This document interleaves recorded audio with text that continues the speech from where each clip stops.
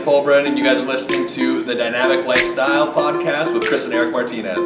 All right, guys, welcome back to another episode on the Dynamic Lifestyle Podcast. We have a dynamic duo with us today. We have Lauren and Landon. How do you pronounce the last name? Poburan. Okay, see, I don't want to butcher it.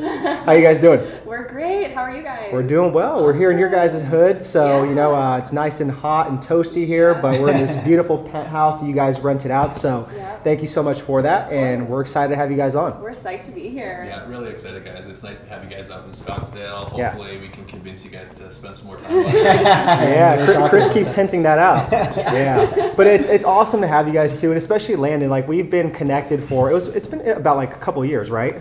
Yeah, I think we very first got connected even way before we actually opened our facility, which would probably end up being like 5 or 6 years ago, I'm thinking, when we first got connected, which is super cool. It's been a long time. Absolutely. So, I mean, we've seen you do some cool stuff. You know, now we have Laura in the mix. We're starting to figure out what she's doing. So sounds like you're doing some cool things, Laura. So we're excited to hear about that. But it's just cool to see you guys both doing your own thing, like just in the entrepreneurial space, the fitness space as well, too. So just congrats on all the success so far. Thank you so much. Yeah, it's been a ride for sure. Absolutely. So let's talk a little bit about that ride, because we talked about that. You guys just made a huge move from Canada to Scottsdale. So why the big move? Why the big change? Yeah, I can take that. We'll work that out. But yeah, I think the biggest reason for us to move from Canada to Scottsdale was just change. It was just environment is such an important factor when it comes to being a catalyst for success and a catalyst for growth, that we knew that we were just at a point where we wanted to change that environment so that we could just simply open ourselves up to opportunity. We're just that we're going to make this move. We're going to go somewhere where we can literally walk everywhere, completely change our lifestyle from being cooped up working all day long to, let's cut out at 4 or 5 o'clock, go grab a glass of wine, enjoy our life a little bit more, which is something we speak so much about. Get the vitamin D that we do not get back in Canada, and simply start to, live that life that we truly wanted to, because, every move we've made over probably the last 2 years has been life first, closing our gym and all of those things. And this move was just, that next step for us. Yeah, absolutely. And you earlier were talking about some of the things going through your guys' emotions, with closing the gym and stuff like that. So walk us through that, because I know there's a lot of people listening. They're in the fitness industry or even entrepreneurs, and I'm sure closing the gym, is terrifying in their opinion. But you said that a lot of people were trying to calm you guys down, saying it's okay, don't worry about it. But in your guys' mind, you were like, no, we're fucking excited, for the next step. So walk us through that. Yeah, it was amazing. Secretly, it took a long time for us to get to the place where we felt okay about the decision, because we felt like we were going to let people down, which we did. But in the long run, the more we thought about it, if we didn't make that choice, we were only letting ourselves down, right? And we forget, as coaches, as leaders in the fitness space, we have to be okay to put ourselves first sometimes. Right? We get so wrapped up in changing the world and changing other people's lives that we forget that as leaders, we need to be leaders in our own life first and foremost. And if we're not in a place where we can do that, then we're going to get lost along the way, which we did. We were lost, and we eventually woke up to the fact that a big change needed to be made. And like Landon said, ever since making that choice, everything has just fallen into place for us. And it's amazing when you choose to put your happiness first above all else, everything sort of just starts to happen the way it's supposed to. Yeah. Right? That's huge. Go for it. Yeah, I was just going to say, and you just wear that hustle and grind like a badge of honor. Yeah. Everybody wants to, throw out, how many hours you worked, how many days a week you worked. And making it out to be like that is actually a good thing, when in reality, you're trying to serve so many people, and when you're not serving yourself, you're actually not serving people to the best of your abilities. Exactly. And people don't realize that when you actually, if you wanted to say quote unquote selfish and do things for yourself, and you are more fulfilled, you create such more impact in other people's lives. Right. Since we've made changes and we've moved down here, the amount of people that have messaged us and been you guys look so happy. You guys are inspiring me to take risks and do things that I want to do. just as a byproduct of us doing something for technically ourselves, we're impacting other people's lives. And it's just, change is just there. Like, people get so complacent and so comfortable with what they're doing that they're just afraid to do something new and to do something different. Exactly. And spot on, Landon, with that. And it's just, I mean, the fact that you guys just showed that courage to just pick up and move, like, it's like almost like living in the unknown. And so many people are so scared of that, but yet there's a lot of excitement behind that as well too. So kudos to you guys for doing that. Honestly, I mean, that's a big move. And I mean, you guys do look happy. I'm not gonna lie, these big smiles on your faces. So it's good. Like I said before, you guys have a lot just coming for you guys. So it's good. So what was the funniest thing that happened on the road trip? Oh my God. You said it was 3 14-hour days? Or It was two 14-hour days. 2 14-hour days, okay. Yes. That was the second time we drove that. We drove it like a month prior, came back, and we're like, okay, no, we're going back. And we packed up our whole life in 3 weeks and booked it back down here. The funniest thing, I think a lot of it was like the stuff that led up to leaving. Like, I told Laura, I said, like, the universe is going to test us to make sure we're ready for this decision. So we make this decision to come down. So we literally have like 2 weeks to pack up our entire life and put it in a 10 by 10 box back home and like fit what we can in our car and like make this journey. And then we all of a sudden have to replace like all the tires on the car. And then like 2 days after we replace the tires, we get a flat tire. And this is like days leading up to our trip. So I'm like, oh my God, like is You're like, it's not meant to be. Make it? So it's just like, we're just like, everything's gonna work out. And that's like our motto. It's like, we'll figure it out. We're just gonna embrace it. And it's like, people ask like, how do you get through and do all of these things? And it's just like, because we know we'll figure it out. Like, everything's meant to happen. Exactly. I think the funniest thing that happened though is we were stopped at McDonald's for egg McMuffins, and apparently it's not an American thing to eat ketchup with your egg McMuffin.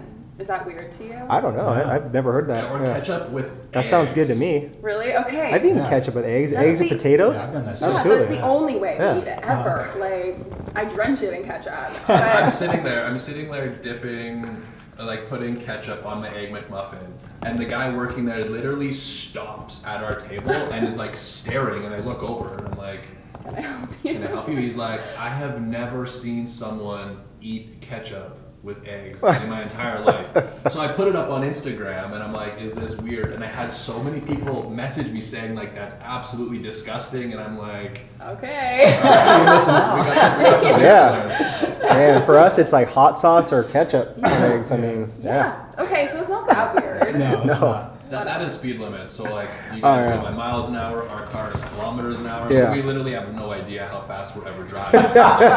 That's hilarious. That's a good one. We crossed over the border and you were driving 50 kilometers an hour, but it was 50 miles an hour. So there are people just blowing past us. I'm like, I think we're going too slow. Like, look at this young couple right here. Like, we're like passing about the driver like grandmas. Exactly.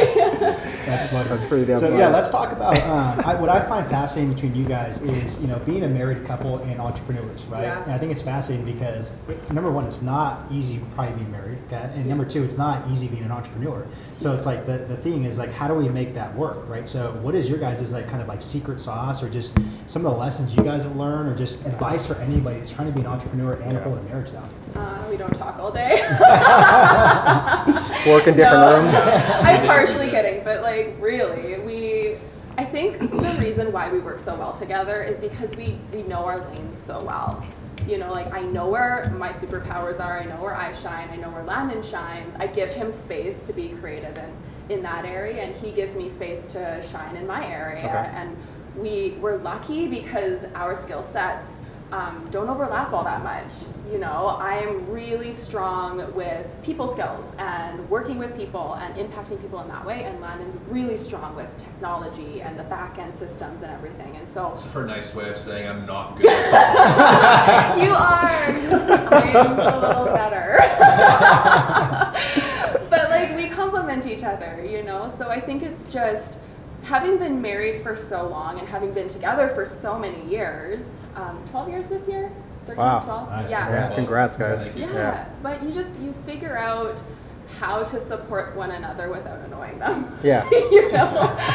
So I think that's where we've really been able to coincide and work well together, is because we just have that mutual respect, and we give each other space to shine where we can, and we support each other. And just love each other unconditionally. Yeah, 100%. And like I've been, you know, I was like bred to be an entrepreneur. Like growing up, my father was a business owner, so that's all I knew is like my dad running his own business, you know, then my brother ran his own business, so that just became natural. I think I've been employed maybe once in my entire life. What kind of business did they run? My dad was in like landscaping, construction, building houses, so like he was always hustling, and his business was providing for the family, and my parents had a very, very healthy relationship. My mom would go work and help out my dad, so that was kind of just like normal to me.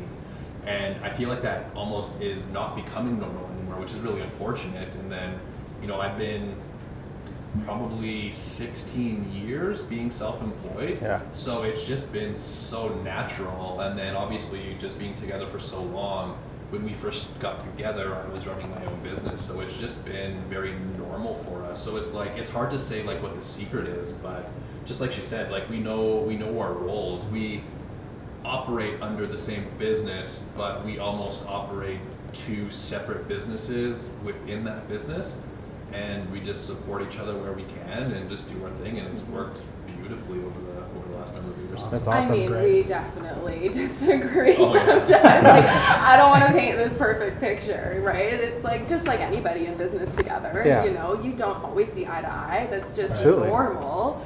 But it's just about communication. Absolutely. And do you feel like some of like Landon's like habits, like his work ethic early on just rubbed off on you to where you just like were like, man, this is really awesome. Like I could see myself, you know, pursuing entrepreneurism one day. Yeah, you know, like Landon said, it was normal for him. It was not normal for me. Right. My dad was high up in IBM. You know, he has a pension. He has, my mom was stay-at-home mom. So very different upbringings. I didn't know this world even existed. Man, that's awesome. Right? And like my first job out of university was a personal trainer, so that was kind of my first step into entrepreneurism, right? But even then I was working for somebody.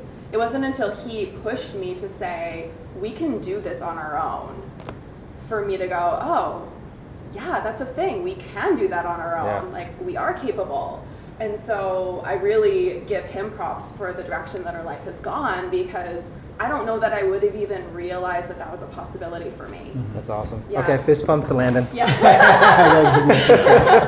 Yeah, but like I've witnessed her growth as an entrepreneur. So she went from being somebody who was more so timid when we first met, in working for somebody else, and then becoming a contractor, and then like when we first broke out and opened up our first studio together, I literally had all the equipment priced out, everything ready to go on the back end, and I was just kind of almost like waiting for her to come to the realization that it was something she wanted to do, because I never wanted to push her into a decision.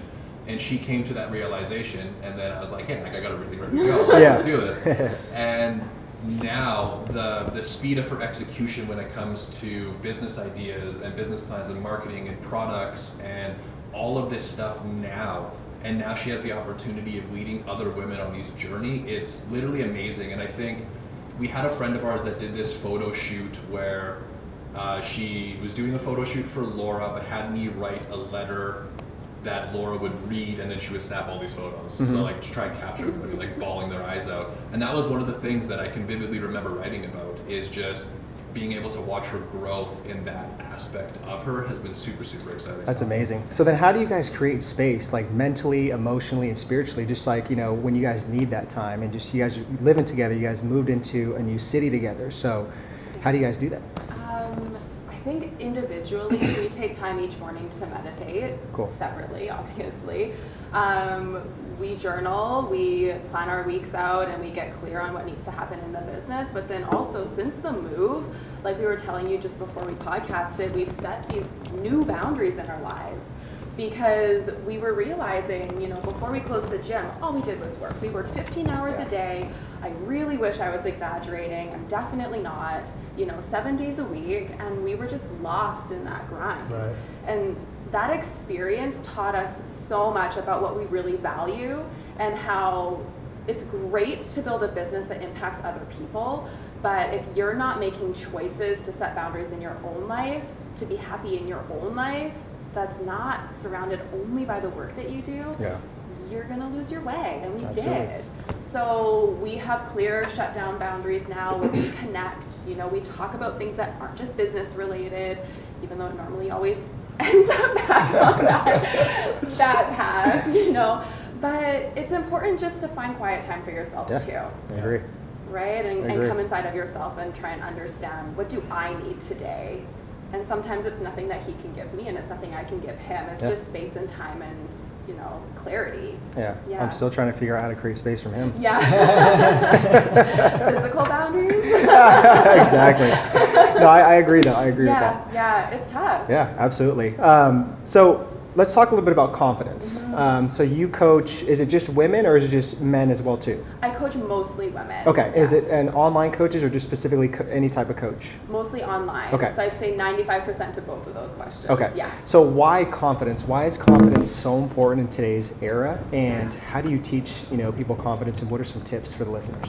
Oh man. Well, I mean, confidence is kind of the umbrella term that I use to describe it, but ultimately what I mean by that is really just understanding yourself in your role as a coach or as a leader, right? And you know, it's really crazy how as coaches come out of our industry and are emerging, they're excited and they have this fire lit under them, and they think that they're untouchable, and they think that they're going to create this massive success really, really fast because that's what social media tells us. Right? And then they don't. And then they think, what's wrong with me? Why can't I? You know, why am I failing? And it's not that you're failing, it's just that you don't even understand who you are as a leader yet. That's a good point. You know, so my role, or the role that I've taken upon myself, is to educate these coaches who are new and emerging, or who've been in the game for a long time and are struggling to find success, whatever their version of success is, and show them how to become more confident in their role so that they can create impact in the lives of others, create success for them no matter what that is defined as for them, help them understand what that even is, but then also to impact their own life. Yeah. You know, and to come out of their role as a coach and to understand, okay, you're a leader, but what does that mean for you? You know, where is that role as a leader taking you in your own life? And having the confidence to go after that. Yeah. Right? Absolutely. Yeah. And Landon, you help fitness coaches with their business. So what's a common theme you see with just like, you know, fitness coaches or just personal trainers or, you know, fitness professionals, the common theme of just like, what are they doing wrong when it comes to business? Because we all know that they come from a scarce mindset as it is, but like what's some of the common things you see with like your students and stuff? Yeah, absolutely. I think probably one of the most common things I see is people just simply trying to do things too fast. So we see social media and we get perpetuated by all these messages of, you know, 6 and 7 figures. And I wrote an email about it today. I was like, I don't know where, when, or why these became like the holy grails within our industry. And then you have people that are like pushing, you have to do this or you have to do this. And you get these coaches and these trainers that enter into the industry and then they automatically try and start their business, you know, 10 steps down the road. But they haven't, you know, figured out who they're trying to help. They haven't stepped into their role. They haven't been able to develop the systems and the processes and prove they can get people results before they try and go after those things. And it's not saying that there's any right or wrong business model. It's just there's typically a process that you need to go through as a coach on this journey. And it's, you know, what happens a lot of the time is they try these things. It's like a new person walking into the industry and being like, I'm going to sell via a webinar. And it's like, well, it's just probably not going to work because you've never sold in general, so you're probably not just going to sell on video. It's like you got to, you know, go through these steps and prove a process and get this so it's rinse and repeat and do it. Like you need to start with the proper intentions and with the proper desire to help people, not entering into this industry with a desire to make money. Because inherently personal trainers don't make a lot of money. Exactly. But social media tells us that every single person who like enters into a gym can make 6 figures, and it's like, I believe everybody has the potential to, but you know, it's recognizing like, what does that even mean to you? Like, why do you have that number? Why do you have this artificial goal you're trying to hit? You know, and you need to actually like put in the work, put in the reps, and develop that within yourself so that you can actually understand where you actually want to go. Yeah, 100%. It's like, like you said, people are always trying to skip like those steps to the top of the mountain, like you said, right? And they miss out on those key like experiences that make them, get to that top of the mountain. And another thing too is just, one of my coaches told me was just, why the 6 or 7 figures? Why that number, like you said, because if you actually like almost reverse engineer your lifestyle, know your actual numbers to live your lifestyle and be happy, do you actually need 6 or even 7 figures? No. I don't know. I think people just want that number because like you said, they see it on social media and then they have that pressure to sit there and be like, oh, I need to do that. I need to achieve that. Yeah. So it goes back to social media, just like, a yin and a yang and just, perception. It is. So yeah. Absolutely. That's literally, I wrote an email and a post like that exact thing. It's people want to make a certain amount of money because they feel it's going to allow them to live the life and do the things that they want to do. And it's when you actually break down the life you want to live and the things you want to do, like, okay, I want to take 2 trips a year. I want to be able to live in Scottsdale, Arizona. And it's like, okay, in order to do these things, I need to make this much money per month, which is this much money per year. It's probably not 6 or 7 figures. Like unless you're if you're smart with your money, you can likely live the life you want to live without those things. Exactly. They can largely probably make small adjustments to what they're doing now to actually do those things. So it's just like so much of our own journey has been driven by the fulfillment that we personally are trying to get out of life, which allows us to impact other people. That's what we try and show other people as well. It's you might not need to chase that number that maybe you can't attain, which is bringing you disappointment all the time because you feel like you're failing. When if you re-evaluated your goals, you might actually already have what you want in life. 100%. Yeah. Whew, that's powerful. We made that mistake too, though. You Yeah. know? Like, We all did. I think we all Oh have. my God, yeah. Like that's why we were in such a dark place near the Learn end from of our our mistakes. Absolutely. Yeah. You're chasing this number because you think that that's going to give you status or people will respect you more or whatever, right? But it takes time to realize that that's not actually the case. And even if you achieved it, people still maybe wouldn't. Right? Exactly. So what's the point? Exactly. And even like till this day, like we're so honest with like our community and stuff. Like people are like, "Oh, you guys must be crushing it, killing it." I'm like, "Dude, I paid $3,000 in LA for a 2-bedroom, place." And I'm like, I mean, we have good months, but then we have bad months, and we're okay with that. Like psychologically, we know that's gonna happen. It's like it's part of the journey and the lifestyle. Like I don't give a shit. It's like it's not a big deal. So And I think that's true success is like getting to the place where you're good with that. Yeah. You understand that's the industry we're in, and you've embraced it. Exactly. Right? Yeah. So, Especially when this guy's getting his brows done, Yeah. pedicures every single week. Well, and this guy has aspirations to open up like an eyebrow threading bar. Oh, yeah. So he's just not telling people. All right, Laura. So on your Instagram bio, I was looking and you have a really catchy phrase on there. So it says, "Change your world before you change the world." Can you elaborate on this? yeah, I mean, that just comes back to how I speak to my clients around understanding how you want to live your life before you try and understand how you're going to help other people live their best life, right? Because truly, and this comes from my own personal journey, I am such a giver and I'm such an emotional person that I drain myself helping other people, drained before I made some changes, right? And I think that's why I got to such a dark place, is because I didn't realize that I was doing everything for everybody else before I would give myself permission to do anything for myself. Like I would hustle and hustle and hustle, and I would feel guilty about getting my hair done. I would feel guilty about buying a top. I'd feel guilty about taking an hour off earlier on a Wednesday because there were clients that needed me, and eventually some really good clients of mine, some clients that became good friends of mine, close to when we closed the gym, would come in and tell me, "Laura, you look like shit." I'm like, oh, okay, something needs to change. Like I remember that day, I remember who it was, and that was a major wake-up call for me. So I was like, oh, I'm not hiding. Like, oh, they see what's actually going on inside of me.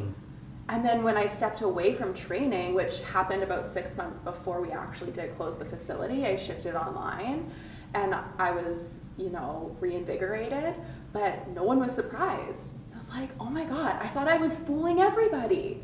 I literally did. Like, I thought I put on my smile for the day, and I did my job, and I checked the box, and I trained all my clients, and I thought I was just being who I was meant to be, right? Yeah. And I was serving others, but I wasn't serving anybody because I was completely neglecting myself. And so now when I'm working with other coaches, that's one of the first things I talk about with them is, okay, I understand you want to help people, that's wonderful, but how does this impact you? What do you need at the end of the day to feel good? Yeah. Where do you want to go? And I really dig so that they understand that it's not just about helping other people, and that fulfillment isn't just automatic in this job. Like, in order to feel fulfilled for the long run, you need to understand what that path is for you, and you need to be okay with putting yourself above other people sometimes. And being unapologetic about it. And not apologetic and not feel guilty about it. And that's really hard because in this industry, I feel like almost all of us get into this, if you're doing it for the right reasons, because you have a vested interest in helping other people. That's just your personality. Wonderful. That's great. But that means you have some things that you need to work through to get to a place where you can say, I'm okay putting myself first today without feeling guilty about it. Sure. Right. Yeah. Yeah. It's so true. And I always say that if your inner world is not, taken care of, then your outer world is going to be just chaos. It exactly. is. Yeah. And you can fool yourself for years. Oh, yeah. Oh, yeah. Like lie to yourself. That's what I did. We did that. Yeah, we weren't communicating well. I wasn't communicating well with my clients. It's crazy when you don't take care of yourself, how quickly that can impact the rest of your life. Right. Absolutely. Right? Yeah. Yeah. Awesome. So that's what that means. Yeah. No. Thanks for sharing. I saw it stood out. I was like, yeah, this is a good question to ask. So thanks for explaining that. Though. Yeah, It's so true. It really is. It's so true. It's so true. And but nobody talks about it. Of course. Yeah. It's because it's not the sexy thing to talk about. It's not sexy. It's not sexy to say, hey, you got to be selfish. Or maybe it is, and just nobody understands that, right? Yeah. Not everybody does, because it's like when we talk to people that don't quite understand, say like family and friends, and you see them continuing to do things that make them unhappy. Mm-hmm. They did this for this person, and like you can see them complaining about it and all this negativity, and you're like, say no next time. Exactly. And they're like, but I can't. Like, I'm the person that always helps people. And it's like, by helping all of these other people, you're not helping yourself. And one day, you will no longer be able to help other people because of that. Mm-hmm. Exactly. Mm-hmm. Try telling my mom that all the time. Like, it's so frustrating. It's so frustrating. That's what I'm picturing as my parents. Yeah, it's so frustrating. Yeah. All right, so next question is, what are you guys willing to sacrifice at a cost? And the analogy I like to use is an athlete. Let's take an NFL player, right? Mm-hmm. So they're willing to sacrifice their body, pretty much their health, from thrashing their bodies for all those years, concussions, whatever it is that's going to happen maybe later down the road. Mm-hmm. And they're sacrificing for that platform, right? Making a lot of money, having that platform, giving their families better lives. What are you guys willing to sacrifice at a cost? You take that one first. I think like a financial cost is something that we're not afraid to sacrifice. We've invested in business coaches, we've invested in marketing, we've invested in business ventures like opening up our facility that cost us debt and things like that. So financially, we're not afraid to make that investment. I think the biggest thing that we're not willing to sacrifice anymore is our happiness. And I think that's a big thing. Like, everything we do now is usually driven by that. It's like, even like the food choices you make, you're like, oh, I probably shouldn't eat this 1,000-calorie donut, but I'm going to because like I know that tomorrow's a new day. Right. It's just these little things that, we're gonna make this move to Scottsdale from Canada because it's going to elicit happiness. That's something that we're not willing to sacrifice.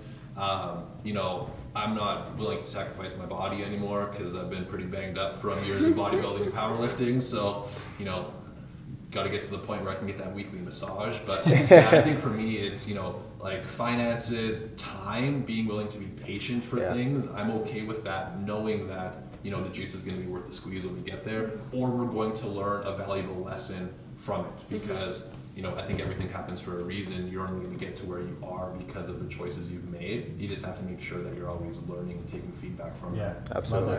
I'd say one of the biggest things that's changed for us most recently is we've been willing to sacrifice fake connections. You know, I think I like keeping my circle small and really investing in quality relationships. And I think that, you know, as you grow as a person, as you grow in this industry, especially with the online world, like it's so easy to get caught up feeling like you have this massive network of friends, right? And you don't. Yeah. So I would rather have such a small network of really valuable connections, really valuable friendships that 100%. fulfill me and drive me forward and make us better.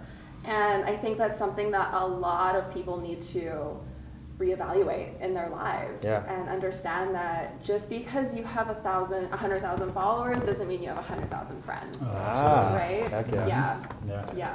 And even to the point too, to add to that, I mean, just when people, I don't know, like when people don't act like their normal self, like in person, I just get rubbed off so wrong. And it's like they have this like fake like persona on their, you know, Instagram, social media, to where I'm like, and then you meet these people, you're like, what the hell? Like same person? So And isn't that exhausting? Oh, it is. too? It is. It's disappointing. It's really disappointing. It's so disappointing. I remember when I first got into the podcast world, I reached out to this person that I had been worshiping for years. I was like, would you come on my podcast? And she agreed. And she came on, and she was completely different. I'm like, oh, my heart is broken. I loved you. And like, she was kind of rude to me. And it's like, oh man, that sucks. But there you go, you know? It's but then again, it's probably a good thing that you were exposed to that and saw that. Totally. Yeah, I think she was early on anyways. And it's good though, because I mean, just the fact that you guys have invested in like coaches, masterminds, like you guys have a lot of experience, which is, I respect the hell out of that, because you guys have balls. You guys, are not afraid to like invest in yourselves. And you do see a lot of stuff though, that you don't see behind the scenes and like on social media. And it's like, you do realize like how powerful your network is, but it's like, it's usually a close, just like, a little bit of friends, so. It's, I mean, that on a personal level, that's so much more fulfilling. Right? On a business level, it's great to expand your network. I love networking. It empowers me and it makes me feel excited, and I love meeting new people. But when it comes to your personal life, you have to know the difference, right? And that's not to say that business connections can't become really good friends, but it doesn't happen that fast. So you can't make that mistake. It's also people's insecurities, right? You have this artificial status with these certain people, so you try and, become this persona, so people think of you in a certain way, and you have all of these like friends, air quotes, but you don't, but you try and embrace that so that you feel better about yourself. And it comes down to everything that we talked about. That is, it's not true. It's your own limiting beliefs that are forcing you into those situations, and then being able to overcome those and just be like being okay with walking away with it, being okay with saying no to people, because that if the roles were reversed, they would not do anything for you. And it's, just understanding that and being like, no, like I'm okay to put myself first, because, I need to put myself first. Exactly. 100%. Okay, so I want to move on to like some lifestyle type of stuff. Cool. So what's one habit, like one lifestyle habit, that you guys can both share, that has just been really just kind of a game changer for your day-to-day life, and just even more just for fulfillment purposes?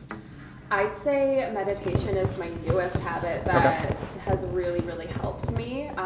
It's something that I'm not consistent with yet, admittedly, but I do notice when I'm consistent with it for a period of time, it completely changes the dynamic of my professional day and my personal day. I communicate better, I'm more productive, and I'm more clear about the direction that I want my day to go, and then where I want my week to go. So I'd say that would be my number one. Do you use like an app, or you just kind of just wing it? Okay. Yeah, I'm new. I'm newbie. I use apps, they guide me through it. I have tried just like binaural beats. I've never heard that. Okay, I tried that and that works good. Or like ocean waves is my happy place, so I listen to that sometimes. But the ones that help me the most are definitely the guided ones. Cool. All right, Landon? Yeah, I think for myself, probably the biggest thing that just brings me back to like a state of, calm, happy, and productive is just like mindset work, and like treating mindset work like ruthlessly, you know, like not letting anything come in the way of like that in your schedule. Trying to keep that in place when you're like traveling. And you know, I did a course and there was something that they said, and it was just talking about like, you know, positive feedback loops and just understanding that we control our reaction and we control the outcome of every situation because we control how we react. So we choose consciously to be upset about something. And we can choose to not be upset about something. So it's not like it's like an off and on switch where you can just be like, I'm going to be happy all the time. Like, it doesn't work like that. But we have the ability to alter that within ourselves. And you can even ask Laura, there was a time, like after we closed the gym and I was going, like there was a time where I had like low testosterone and some family stuff going on, and it was just a bad time for me. And after really investing some time in that, I was almost like a completely different person. And that was like the biggest thing. It was just like a conscious decision to be happy, a conscious decision to be productive and view myself differently, and that's been absolutely a game changer for me. Yeah, and I'm glad you touched on it because I think that's a really that's important with like emotional intelligence, right? Which that's not taught in the school system. It's hard sometimes for our parents to teach us that with their upbringings. So it's, as an entrepreneur, I always try to tell people, man, your IQ might be really high, which is great, but if your EQ is really shitty, then it's going to be a rough road for you. Yes. So yeah, you have to be able to come inside of yourself and understand what's going on. Absolutely. Right? Why is this upsetting me so much? Yeah. And imagine how that carries over to confidence. Yes, 100%. Yes. It's just, it all comes back to getting to know yourself. And I think that journey's never over because we're always growing and evolving as people.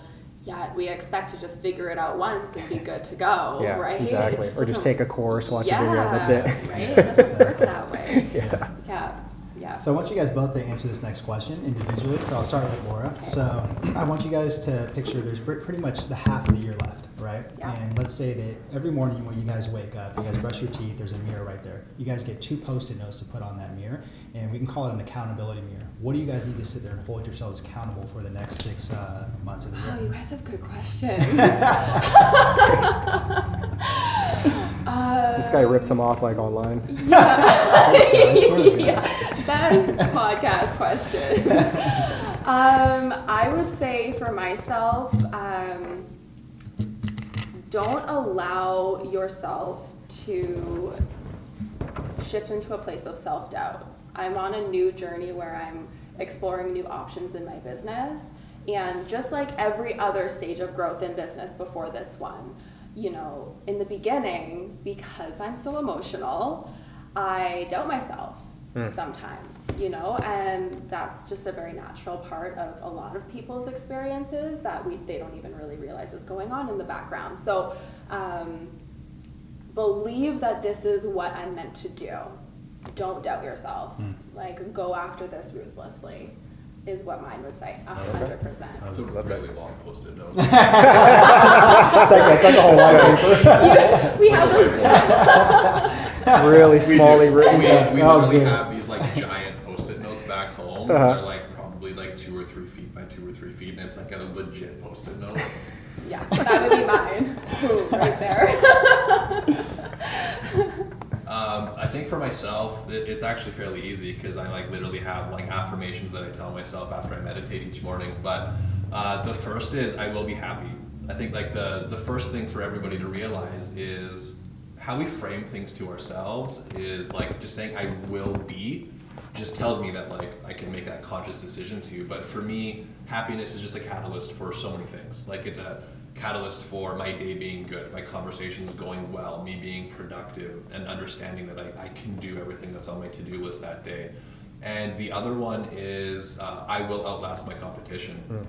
And that's something I've been saying to myself a lot because it's so easy to get paralyzed by everything we see in social media. So it's like you wanted to do something, but maybe it takes you longer. And just being okay, like I will get to my goal even if it takes me longer. I will be able to do this even if, you know, I don't quite get there, but I do this. Or if I accomplish this, but go down a different path. It's regardless of what I'm trying to do, I will get there and I will outlast everybody else that is trying to do it as well, and I just know that whatever avenue is, that I will get there. Yeah, that's powerful. Nice. Love Thanks for that. sharing, guys. Appreciate it. I like that one. So I want you guys to finish the sentence individually. So the world needs more of Patience. patience. Why patience? Patience, because I think expectation is plaguing our industry and even just the lives of regular old folks. You know, we expect so much out of ourselves, and we base that off of things that we see online, comparison syndrome, imposter syndrome, and I think if we just explored more patience in our lives and understanding with ourselves, we would get so much further, so much faster, because we would drop the veils of expectation and comparison. Yeah, love it. Powerful. Landon? Yeah, I think the world needs more of people just being happy, like people not being afraid to do things for themselves. It's one of the things that we've noticed since we've been here, like just in this little area that we're in, people are really nice. Yeah.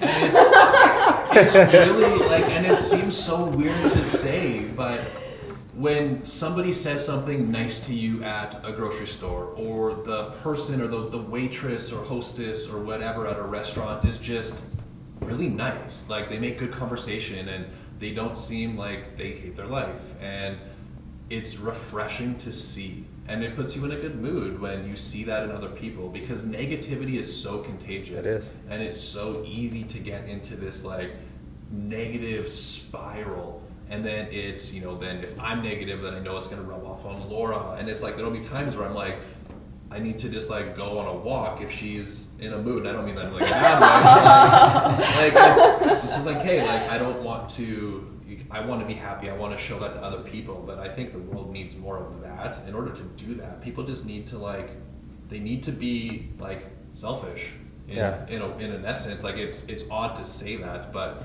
people just need to do more things that make them happy. Yeah, I agree. And just even like simple, like, you know, random acts of kindness, you know, but it's like that goes a long way. Like, you know, when someone just like smiles or makes a compliment, good conversation, it just like, it puts you at ease and you're like, man, okay, like this is cool. Yeah, there are good people. Exactly. Out there. There's a coffee shop here that is called Dutch Brothers. And we started going there, and you pull up in the drive-thru and they take your order.